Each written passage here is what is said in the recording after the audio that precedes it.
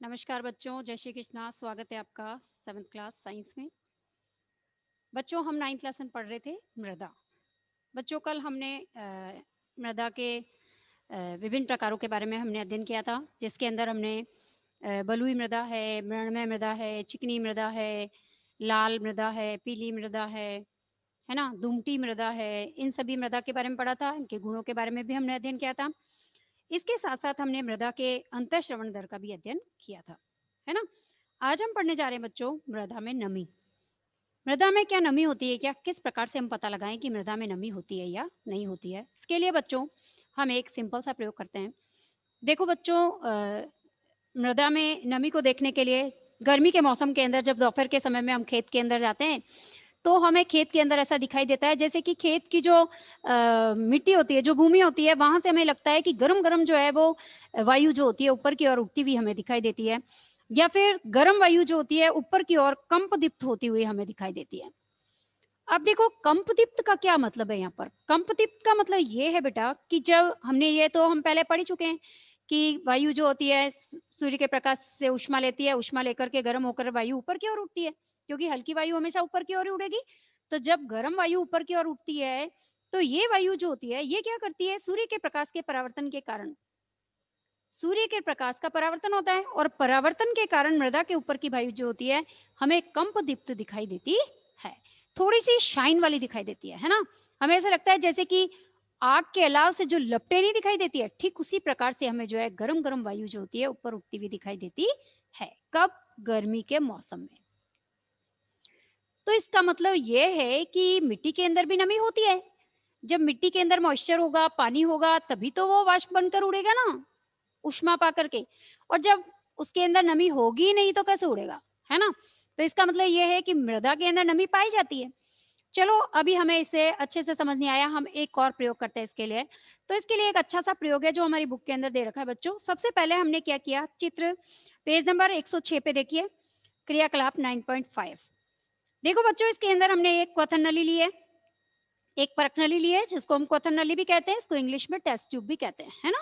इस test tube के अंदर हमने क्या किया, 2 चम्मच मिट्टी डाल दी, 2 चम्मच मिट्टी डाल दी। और मिट्टी डाल करके कुछ समय तक हमने इसको क्या किया कि बर्नर की लो पर देखो हम गर्म कर रहे हैं चित्र के अंदर। जब हम इसको गर्म करते हैं तो हम थोड़ी देर में देखते हैं कि ये जो मिट्टी होती है इसके अंदर भी नमी होती है, इसमें जल वाष्प होता है इसके अंदर। तो ये नमी जो होती है ये क्या करती है, मिट्टी जब गर्म होती है तो वाटर वेपर बनते हैं, जल वाष्प में परिवर्तित हो जाती है। और ये जल वाष्प जो होते हैं हमको इस क्वेथन नली या परख नली की ऊपरी सतह पर, दीवार पर हमें जो है बूंदों के रूप में दिखाई देते हैं। तो इससे हम कह सकते हैं कि इसका मतलब ये है कि मृदा के अंदर जो है नमी पाई जाती है ना। तो मिट्टी के अंदर तो नमी होती है।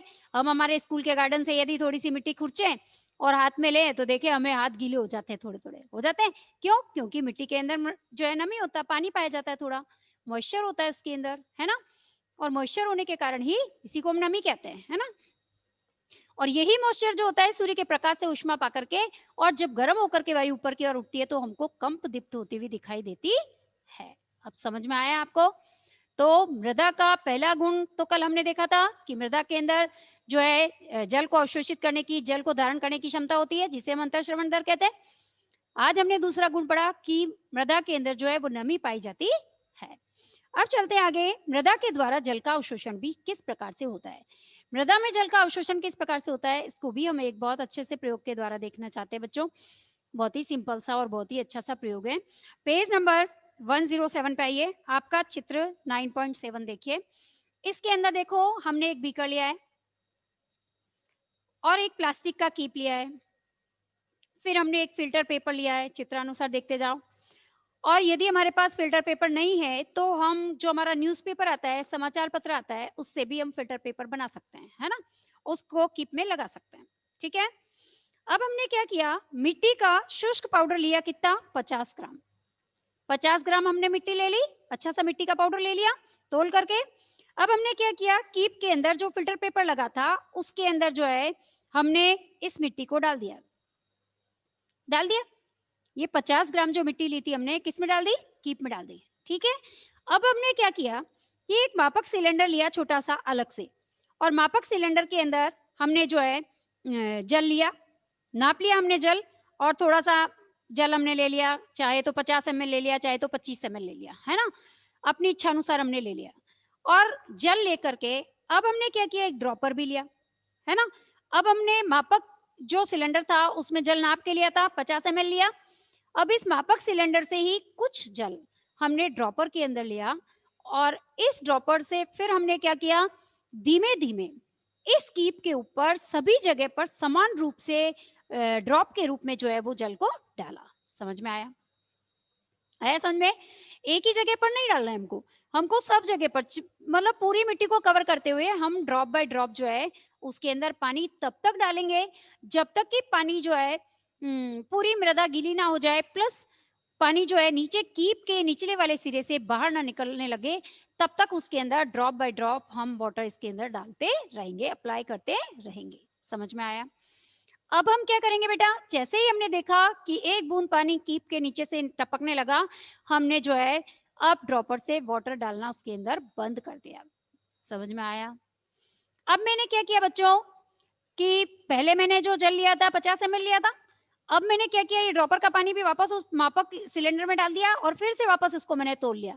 तो मैंने अब देखा कि ये कितना रह गया, 40 ml रह गया। 50 ml लिया था मैंने, अब कितना रह गया, 40 ml रह गया। यदि मैं मान लूं कि जो प्रारंभिक जल मैंने लिया था उसका आयतन कितना था, 50 ml, और यदि अंतिम आयतन मतलब कि मिट्टी में जल अप्लाई करने के बाद, मिट्टी में जल डालने के बाद, मिट्टी के द्वारा जल का अवशोषण करने के बाद उसके अंदर वाटर कितना बचा, 40 ml बचा, है ना? तो अंतिम जो है द्रव का आयतन, जल का आयतन कितना हो गया, 40 ml हो गया। अच्छा, मिट्टी हमने कितनी ली थी, 50 ग्राम ली थी। अब हमको क्या निकालना है, हमको निकालना है कि अवशोषित जल की मात्रा कितनी है, कितना इस मिट्टी ने 50 ग्राम मिट्टी ने कितना जल अवशोषित किया, हमको ये निकालना है। तो अब हम क्या करेंगे, हमारे पास एक फॉर्मूला है जो कि मैंने बोर्ड पे भी आपके लगा रखा है कि मिट्टी के द्वारा अवशोषित जल की मात्रा बराबर जल का प्रारंभिक आयतन बराबर U और माइनस जल का अंतिम आयतन बराबर V, जिसको हमने V माना है, बटा मिट्टी की मात्रा ग्राम में कितनी ली हमने, इंटू 100। यदि हम इसको इस तरीके से सॉल्व करना चाहें तो हम जो है मृदा के द्वारा जल अवशोषण की मात्रा को आसानी से निकाल सकते हैं कि 50 ग्राम मिट्टी ने कितना जल अवशोषित किया है।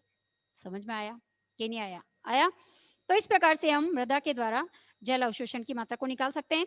अब देखो, विभिन्न प्रकार की जो मृदाएं होगी उनकी अंतःश्रवण दर भी अलग अलग होती है, उनके जल अवशोषण की दर भी अलग अलग होगी होगी जैसे बलुई मिट्टी होगी तो ये तो जल अवशोषित जल्दी कर लेती है, तो कम मात्रा में ही जल का अवशोषण कर पाएगी।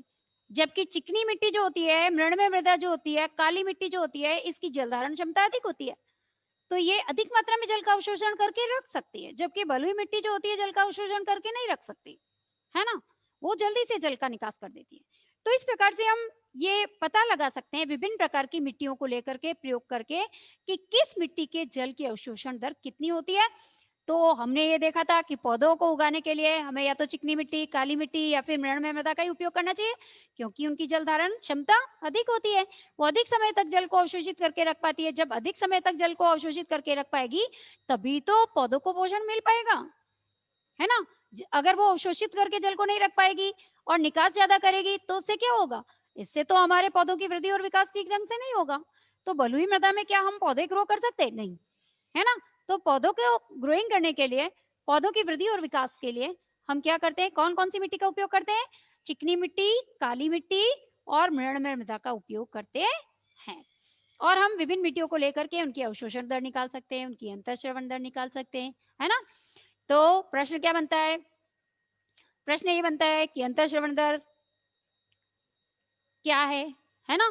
तो मृदा के द्वारा जल धारण करने की जो क्षमता होती है वही क्या कहलाती है? अंतःश्रवण दर कहलाती है। और इसको ज्ञात करने का सूत्र बताइए जो कि हमने कल पढ़ा था अंतःश्रवण दर का, है ना?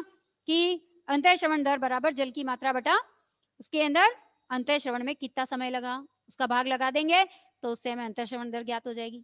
इसी प्रकार से आज हमने जल अवशोषण की मात्रा देखी, तो जल अवशोषण दर जो है मृदा की जल अवशोषण दर कितनी होती है ना? तो मृदा के द्वारा अवशोषित जल की मात्रा निकालनी है तो हम निकाल सकते हैं विभिन्न प्रकार की मिट्टियों को लेकर के, है ना। तो बच्चों आज हमारी क्लास यहीं पर ख़त्म होगी। धन्यवाद बच्चों, जय श्री कृष्णा। नेक्स्ट टॉपिक हम नेक्स्ट क्लास में पढ़ेंगे।